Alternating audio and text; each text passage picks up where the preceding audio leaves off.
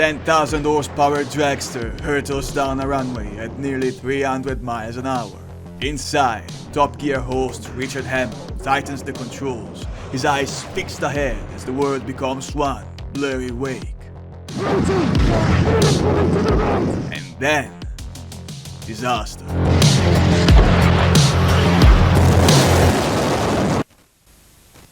September 20, 2006, the day Richard Hammond was supposed to die.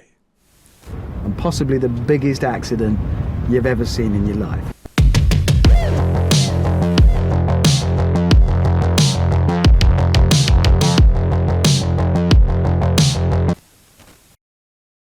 Born in Solihull, England in 1969, Hammond grew up with a deep fascination for cars, motorcycles and anything with an engine. As a child, he spent hours playing with toy cars and watching motor races with his grandfather, who was a coach builder. Yes, I've just found in Hammond's box. Oh, his publicity pictures. Okay, look at that. Late Night Love. Late Night Love on 96.3 Cleveland FM with Richard Hammond. Dogtanyan. Hammond began his media career in local radio. His quick wit and lovable spirit soon led him to TV on programs such as Man and Motors.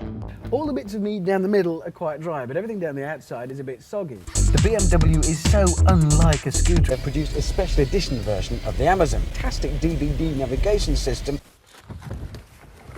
This beauty. Yeah. In 2002, when the BBC relaunched Top Gear, they chose Jeremy Clarkson, Richard Hammond, and later James May as hosts. The chemistry was immediate and explosive, combining Clarkson's cockiness, May's meticulousness, and Hammond's bold wit. Together, they turned Top Gear into a global phenomenon watched by more than 350 million people, famous for its mix of humor, fearless honesty, daredevil stunts, and breathtaking footage. By 2006, Hammond had already earned the nickname The Hamster, a reference to his small stature and inexhaustible energy. It was often he who tried his hand at the most dangerous trials, always ready to push the limits. And it was that daredevil reputation that put him in the cockpit of the Vampire Jet Dragster that fateful day in Elvington, setting the stage for one of the most terrifying moments in television history. One thing you really don't want when you're doing this sort of stuff up a runway, like that one. Crosswinds. The day Richard Hammond was supposed to die began like any other day of filming. On September 20, 2006, at the Royal Air Force Elvington Airport near York, Hammond jumped into a car that looked like something out of a nightmare. The Vampire Jet Dragster was no ordinary car. It was a 10,000 horsepower monster powered by a Rolls-Royce Orpheus turbojet engine, the same one mounted on the legendary Hawker-Siddeley Net Sabre Killer jet fighters. Designed to break records, the Vampire could exceed 300 miles an hour. Its sole mission was pure, brutal speed. My challenge today is to drive this thing. Hammond, who never backed down from a challenge, was attempting to set the fastest run ever recorded for Top Gear. This is it! The thrust is unbelievable! My head's vibrating!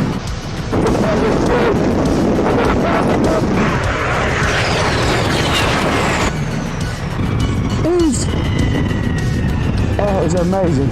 His previous runs had touched 297 miles an hour, and the day was drawing to a close. But the crew decided to attempt one last run. On that last, fatal attempt, disaster struck.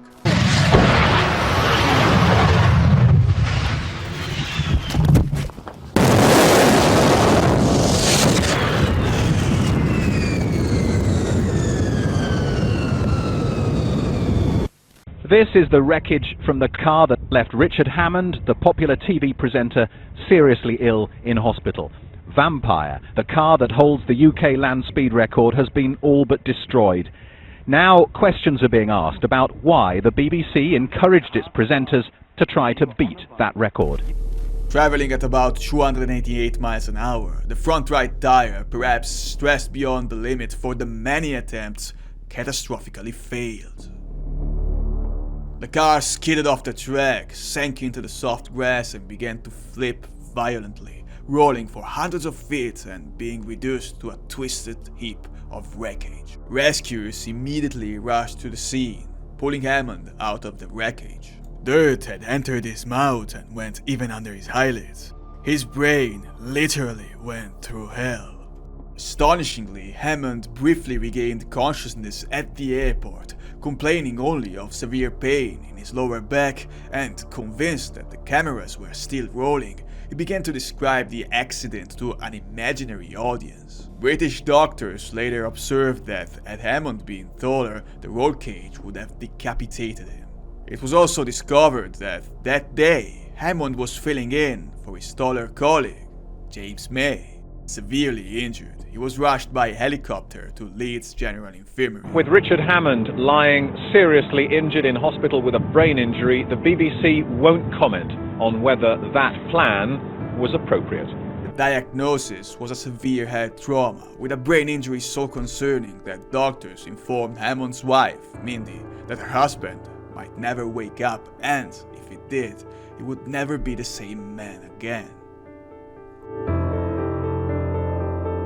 While his body was broken, Hammond's mind wandered elsewhere, a peaceful vision in which they walked alone in the countryside, approaching a solitary tree.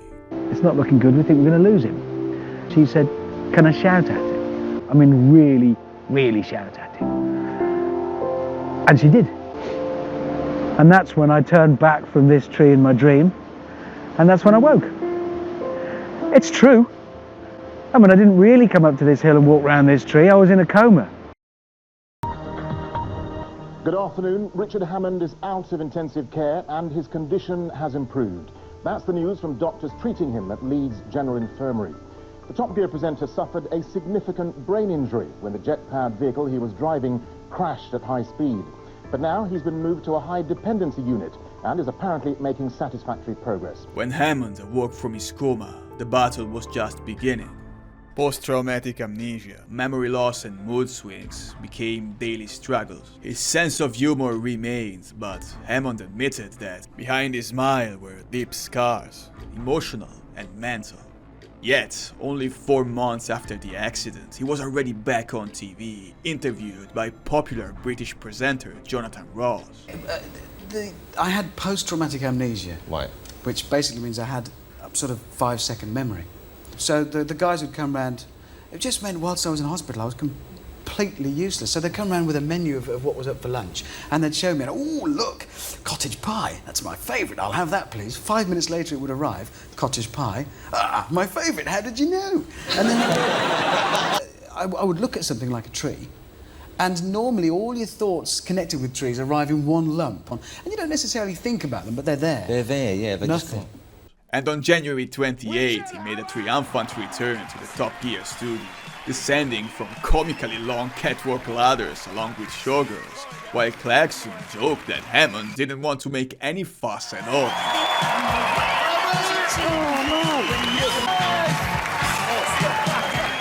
Hammond would later recount that he could remember neither the interview with Jonathan Ross nor being on Top Gear in 2007. It is strange watching yourself when you know you were unwell. Because watching me there, then, talk, I don't remember that. I don't remember sitting at all. Don't you? No, not even slightly. In those years, the chemistry between Hammond, Clarkson and May was electric, and their bond was strengthened throughout these ordeals. Top Gear was not just a car show, it became a global phenomenon first, and then legendary. Hammond's role as the daredevil presenter cemented. He was no longer just a TV host, he had become a survivor, and therefore a myth. And it was in late 2007 that he met and talked with his idol, the legendary stuntman Evel Knievel, shortly before his death. Thank you for coming to America, my friend. thank you for your time. Pleasure being here with you. The trio went on to create some of the show's most iconic moments, from crossing the North Pole in a pickup truck to racing across Africa and the Middle East. But the success was not without its cracks. Behind the scenes, tensions grew, controversy piled up, and eventually Clarkson's famous fracas with a producer led the BBC to fire him. Clarkson has been dropped from the BBC. Hammond and May were loyal to his friend and followed him out. Do you support Jeremy? In many ways, no. I've said many times before, the man is a knob, but I quite like him. The three regrouped, determined not to end their journey, and launched the Grand Tour on Amazon Prime. Once again, they returned to the top, creating new adventures and pushing the boundaries. Grip, grippity grip! By mid-2017, Richard Hammond had lived many lives behind the wheel. His career had become a testament to living on the edge, always reaching and surpassing the limits of speed, testing cars and always coming out with a smile from any situation.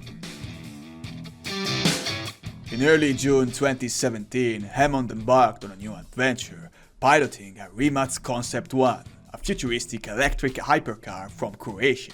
Its 4 liquid-cooled engines, one for each wheel, spewed a total of 1,224 horsepower.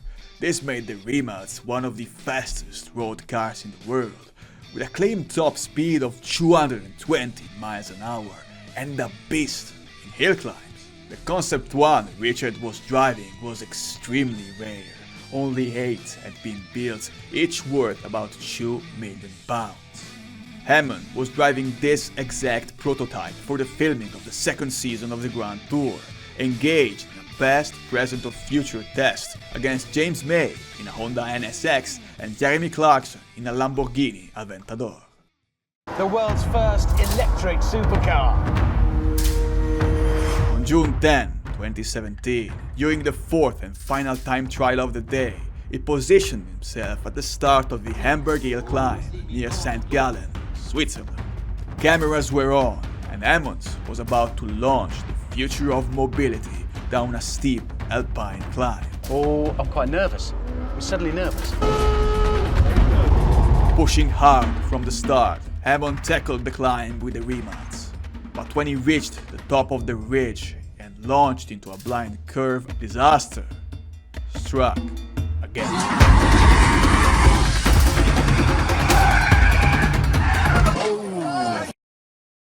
We hear from his spokesman that Richard Hammond was involved in a serious crash after completing a climb in Switzerland in a Rimac Concept One.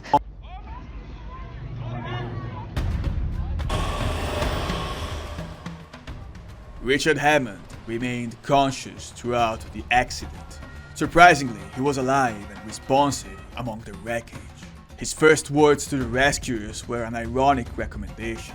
He begged them not to pull him out by his feet, certain that he had broken his leg in the crash. The Rimac's battery pack burst into flames, and the car exploded into a giant fireball just as Hammond managed to pull away. The flames enveloped what was left of the supercar, turning it into a burning wreck. Jeremy Clarkson and James May immediately ran to the scene and watched in horror. Clarkson later tweeted that it had been the biggest accident he had ever seen and the scariest, adding that incredibly and thankfully, Richard seems to be okay. Hello, yes, it's true, I've been there, again. Net result being I'm here in a hospital in Switzerland.